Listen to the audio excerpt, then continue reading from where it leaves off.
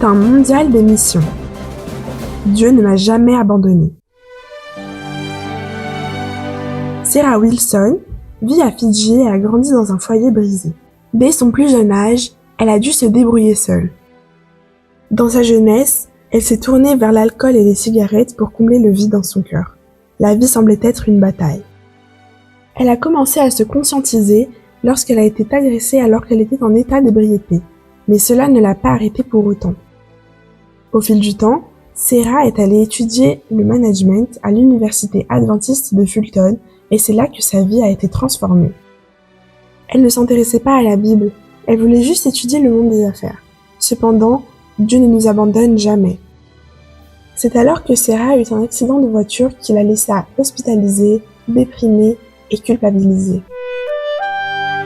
Mais dans cette obscurité, une voix s'est fait entendre. Tout va bien se passer. C'était le Saint-Esprit.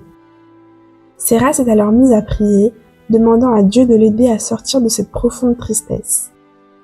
Elle avait appris à prier avec ses oncles lorsqu'elle était enfant, et c'est alors que la semence de l'Évangile a commencé à fleurir dans son cœur. Sarah était connue à l'université de Fulton comme une anti-adventiste, mais à partir de ce moment-là, elle a commencé à étudier la Bible. Peu à peu, les choses dans la Bible ont commencé à avoir un sens, et le tournant a été son étude au grand retour de Jésus. Au fil du temps, Sarah a été guidée par Dieu, et après quelques mois, elle a été baptisée. Cette femme nous rappelle que la vie spirituelle peut être encore plus difficile, mais qu'elle en vaut la peine. Aujourd'hui, Sarah comprend que seul Dieu peut répondre aux besoins les plus profonds du cœur. L'université adventiste de Fulton à Fidji est un lieu où les étudiants trouvent la vérité, la guérison et un sens à leur vie. Une partie de l'offrande missionnaire de 2009 a permis de construire le nouveau campus de l'université. Nous vous en remercions.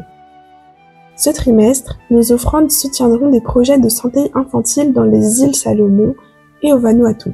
Soyons généreux.